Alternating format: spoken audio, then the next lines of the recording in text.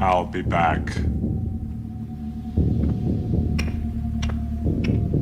Remember when a low-budget sci-fi fic redefined action, launched a franchise, and made "I'll be back" the 3 most quoted words in cinema history? We're talking about James Cameron's 1984 masterpiece, The Terminator. The film tells the story of Sarah Connor, played by Linda Hamilton, a seemingly ordinary woman targeted for termination by a relentless cyborg assassin, the Terminator, portrayed by Arnold Schwarzenegger. Her only protector is Kyle Reese, a soldier from the future played by Michael Biehn, sent back in time to ensure her survival. It's a race against time, a desperate fight for the future of humanity, all wrapped in a chase film so lean and mean it made Hollywood rethink what a sci-fi movie could be. Before it became a pop culture phenomenon, The Terminator was an underdog, powered by the relentless vision of a young director and the terrifying charisma of Arnold Schwarzenegger. And the wild part is, half the stuff that made it iconic happened because they were broke. Today, we're diving into 15 weird and wild facts you probably didn't know about The Terminator. From alternative casting choices that would have changed everything to behind-the-scenes struggles that almost derailed the production, we're dissecting the genesis of a classic. And if you love these nostalgic deep dives into retro movies like this one, hit like, subscribe, and ring that notification bell. We drop new trips down memory lane every single week. Now, let's get into the countdown with number 15. The original ending was so bad, it had to be scrapped. The Terminator almost had a completely different ending, and it got cut not for pacing, not for tone, but because the acting was unwatchable. In Cameron's original cut, the movie didn't end with Sarah driving into the storm. There was one more scene. 2 guys in suits pick through the factory wreckage, find the Terminator's remains, and casually mention sending them to R&D. What's that? Microcomputer chassis, but I never saw stuff like that anywhere. Weird. Jap stuff, maybe. Get it down to R&D first thing Monday morning, huh? Good idea. Then the camera lands on a sign outside, Cyberdyne Systems. Yep, the movie was going to spell out exactly where Skynet comes from 7 years before T2 made that reveal actually matter. I need to know how Skynet gets built. Who's responsible? The man most directly responsible is Miles Bennett Dyson. So why did it get axed? Well, because the film's financier insisted on casting his investor buddies in the scene instead of actual actors. Cameron shot it, watched it, and immediately buried it. The performances were so stiff they killed the entire finale's momentum. So Cameron did what a lot of directors wish they could do when a money guy forces bad casting on them. He cut the whole thing. Quiet revenge with a cleaner ending and room for T2 to build the Cyberdyne mythology the right way. Sometimes the best creative decisions happen because someone else's bad idea forced your hand. Number 14, the liquid metal villain was supposed to show up early. If you thought the T-1000 was some wild idea James Cameron cooked up for the sequel, no. That shape-shifting nightmare was hiding in the original plans all along. When Cameron first dreamed up the Terminator, he didn't just want one killer robot. His concept had 2 machines sent back in time. The metal skeleton in a flesh suit we know and love, and a second Terminator made of liquid metal that could morph into anything. In his head, this thing could melt through bars, turn its arms into blades, impersonate anyone it wanted.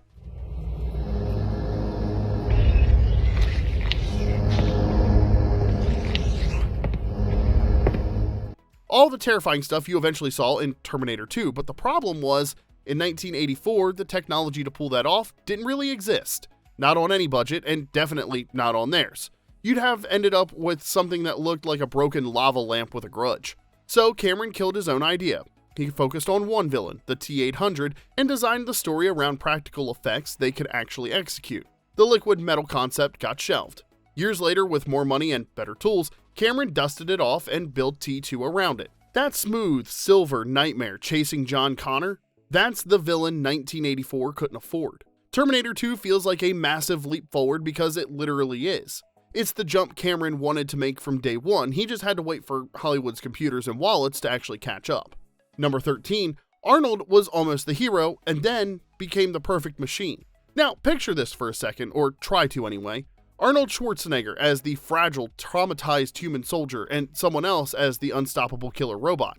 Yeah, the multiverse can keep that one. Early on, the studio wanted Arnold as Kyle Reese.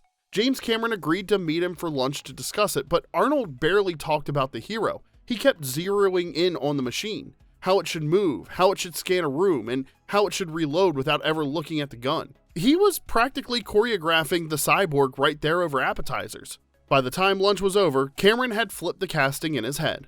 The funny thing was, when I went to that lunch, I didn't see that as you know, in the back of my mind, I was thinking the Terminator, you were thinking the Terminator, but we sit and we have this polite lunch because we've never met each other, and neither one of us mentions it, right? And then we both go back to our guys and say, Terminator. Michael Biehn got Reese, and Arnold became the T-800, and then he went to work. People joke that playing a robot must have been easy for Arnold, but that's not even close. He spent weeks training with weapons experts, drilling reloads until his hands hit the exact same motions every single time. He learned to shoot with either hand, firing without blinking and keeping his face completely dead-eyed while unloading bullets.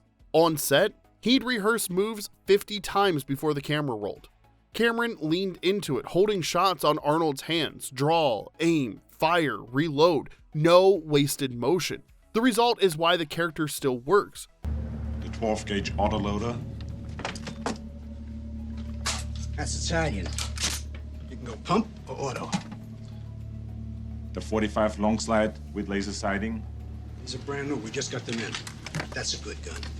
The body is human, but the behavior is pure programming. One lunch meeting changed the casting. Weeks of obsessive training made it legendary. Number 12, the Terminator got sued before it even became a franchise. Before the Terminator became a billion-dollar franchise, it almost became a courtroom drama. Science fiction author Harlan Ellison, a guy known almost as much for his temper as his talent, watched the movie and immediately cried foul. He claimed Cameron's concept was lifted from two Outer Limits episodes he'd written in the 1960s, Soldier and Demon with a Glass Hand. Both featured soldiers sent back through time, and Ellison was convinced the similarities weren't a coincidence. In the course of his interview, someone had said to him, "Where did you get the basic conception for Terminator?" And his response was, "Oh, I ripped off a couple of Outer Limits segments." Now, Cameron has always maintained the idea came from his own nightmare, that chrome skeleton crawling out of a fire, but Ellison wasn't buying it and he had lawyers. The studio looked at the situation, did the math on what a prolonged legal fight would cost versus just settling, and chose the path of least resistance.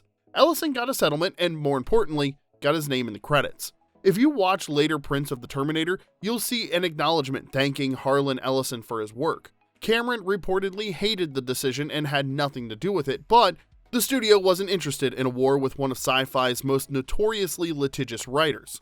So the movie that launched Arnold into superstardom, it came with an asterisk and a check. Number 11, the Terminator barely talks, and that's kind of the point. For such a huge on-screen presence, the Terminator barely says anything. The guy does not waste his breath, or whatever machines use instead of breath. Across the entire movie, Arnold has shockingly few lines. No villain speeches, no "here's my evil plan" monologue, just short, clipped phrases that sound like they came out of a command prompt. Sarah Connor. Yes? Cameron kept the dialogue minimal on purpose. You see, Arnold's accent was still thick, and Cameron realized the less the Terminator talked, the more effective he actually became. You don't want this thing arguing or explaining yourself, you want it scanning, targeting, and blowing holes in things. So instead of writing around the accent with clunky exposition, Cameron weaponized the silence. The Terminator only speaks when it needs information, needs to get through a door, or needs to drop one catchphrase the entire planet knows by heart. Somewhere between Nice night for a walk. I'll be back. Arnold turned a few dozen words into one of the most memorable performances of the decade. Not bad for a guy whose main acting choices were stare and reload. Number 10, James Cameron sold the script for $1. Before the Terminator, James Cameron wasn't king of the world, he was more like guy the studio just fired from a low-budget sequel. He'd been canned off Piranha 2, he was broke, and he had this intense sci-fi horror script nobody was knocking down his door to make. But he knew one thing, if the Terminator got made, he wanted to be the one directing it. Come with me if you want to live. Enter producer Gail Ann Hurd. Hurd believed in the project, but selling a dark, violent sci-fi film from an unproven director wasn't exactly easy, so Cameron made a decision that was either brilliant or insane. He sold her the rights to a script for $1. $1. The catch is that she'd produce and he'd direct. In Hollywood terms, that's like trading a lottery ticket for cab fare. But Cameron knew the script was only half the dream. If someone else directed and botched it, he'd be stuck watching his nightmare robot idea die on a VHS bargain rack. The deal worked though. Hurd wrangled the financing, Cameron kept creative control, and together they turned that weird little script into the movie that put both of them on the map. That dollar script ended up spawning sequels, video games, merchandise, and about 1 million bad impressions of Come with me if you want to live. See, as career gambles go, it's one of the all-time greats. Number 9, the whole movie came from one metal nightmare. Skynet, Kyle Reese, time travel paradoxes you can argue about on Reddit, all of it started with one seriously messed up image in James Cameron's head. He was in Europe, sick, exhausted, and stuck in a tiny room after Piranha 2 had gone off the rails. With a high fever and nothing going right in his life, Cameron had a vivid nightmare. A chrome skeleton dragging itself out of a fire, clutching kitchen knives. No skin, no biker gear, just a skull with glowing eyes, metal ribs, and blades where hands should be, crawling toward him through flames.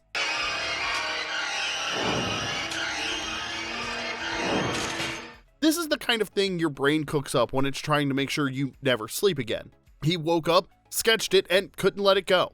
That drawing became the blueprint for the T-800, but Cameron still had a problem. How do you build a movie around that monster when you've got no money to show a future war? That's where the time travel came in. Set the story mostly in the present, drop this nightmare machine into 80s Los Angeles, shoot on real streets for cheap, and save the future war imagery for quick, punchy glimpses. Skulls crushed under tank treads and laser blasts in the dark. The fever gave him the villain, the budget gave him the structure, and his subconscious gave the rest of us a new reason to distrust robots.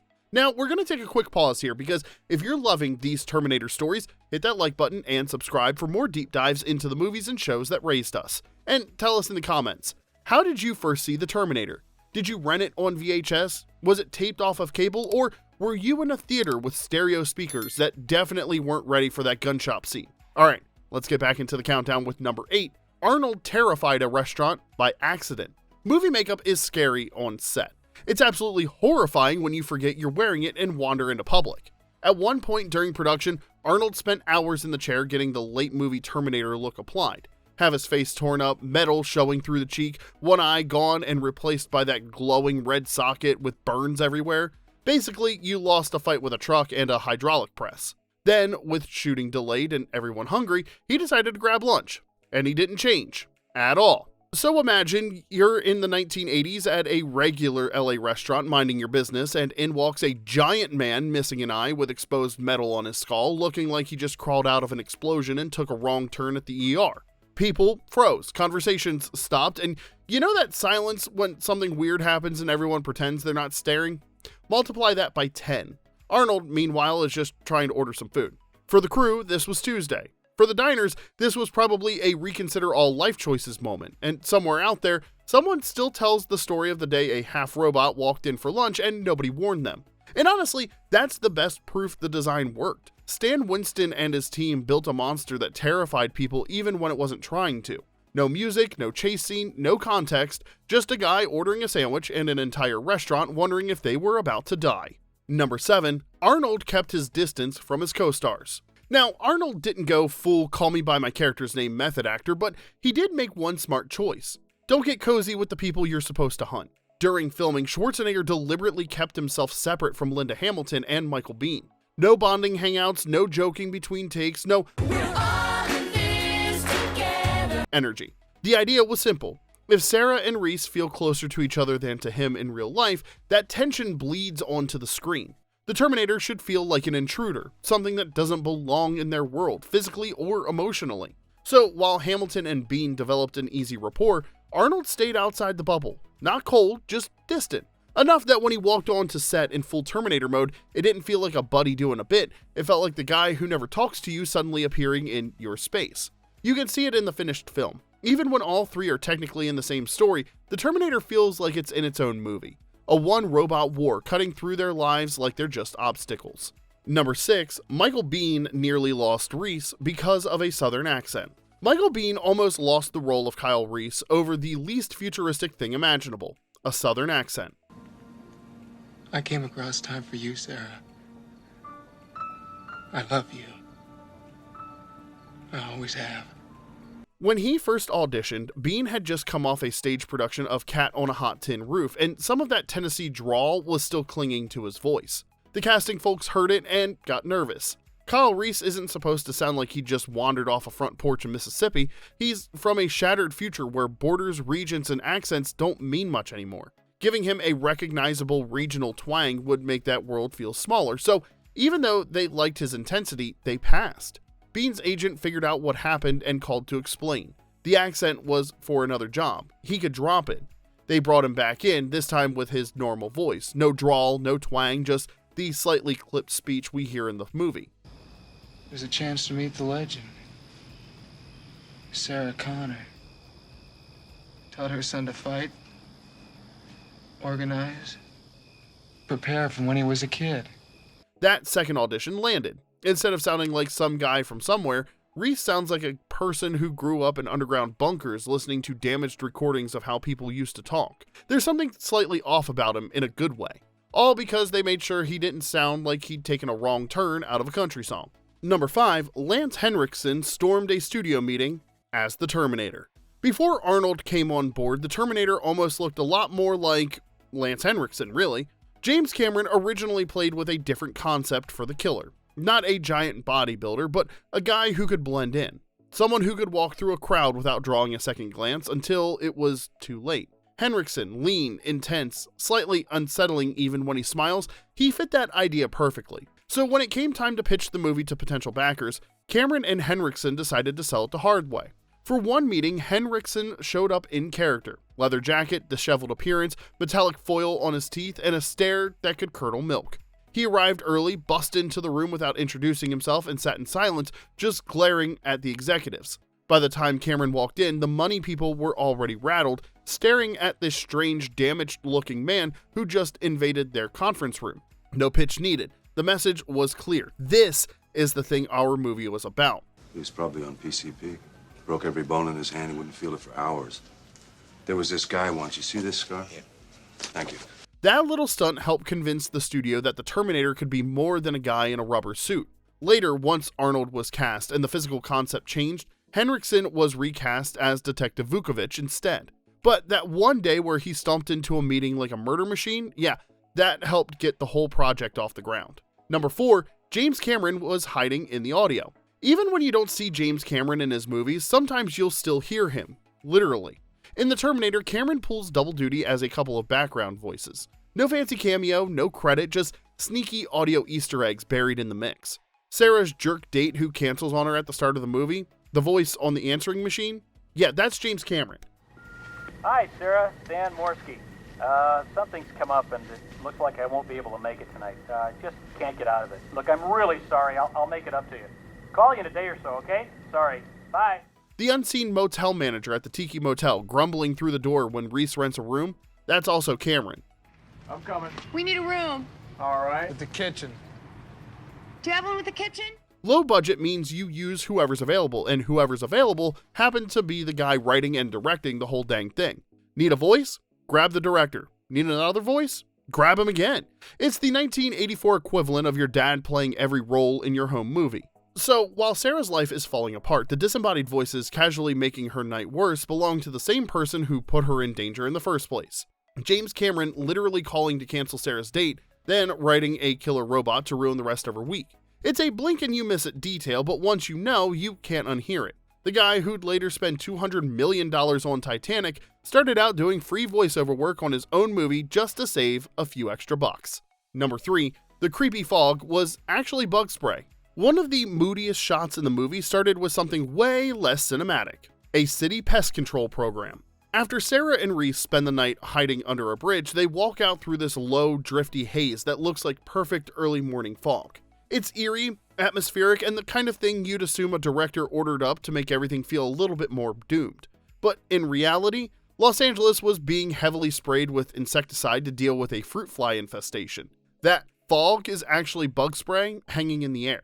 The crew saw it, thought that looks cool, and they just rolled with it. From a visual standpoint, they were right. It gives the scene a sickly, toxic vibe, like the environment's already turning against humanity before Skynet even gets its chance. From a health standpoint, though, probably not the best choice.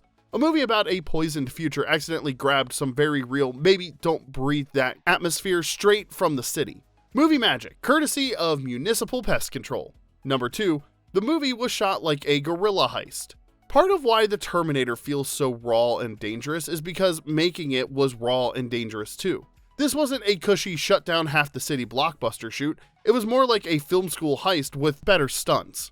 The budget was tight, the schedule was brutal, and James Cameron was determined to squeeze every dollar onto the screen. That meant guerrilla-style filmmaking, slipping into real locations, grabbing shots fast, and getting out before anyone asked questions. Some scenes have people in the background who are just regular folks going about their day, suddenly immortalized in a sci-fi chase movie without signing a release form.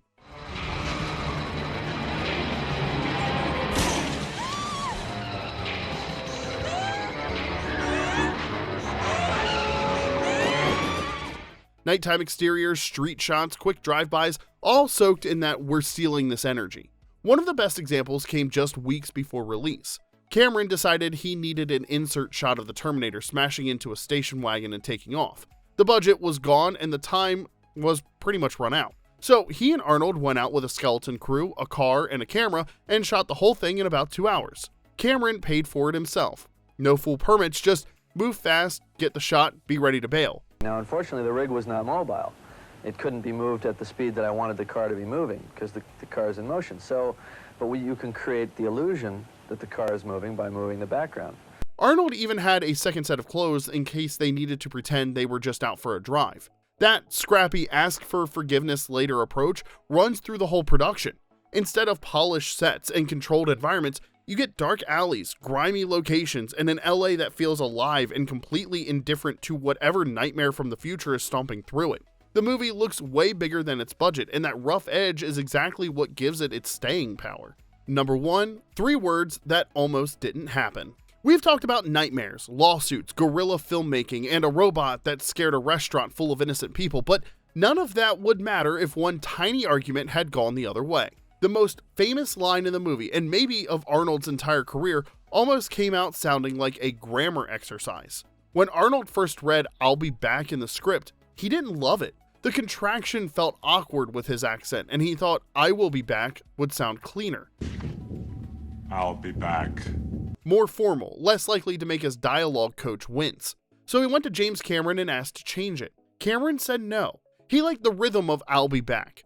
Shorter, punchier, a little casual. "I will be back" sounded stiff, like a robot reading wedding vows instead of a robot about to drive a car through a police station.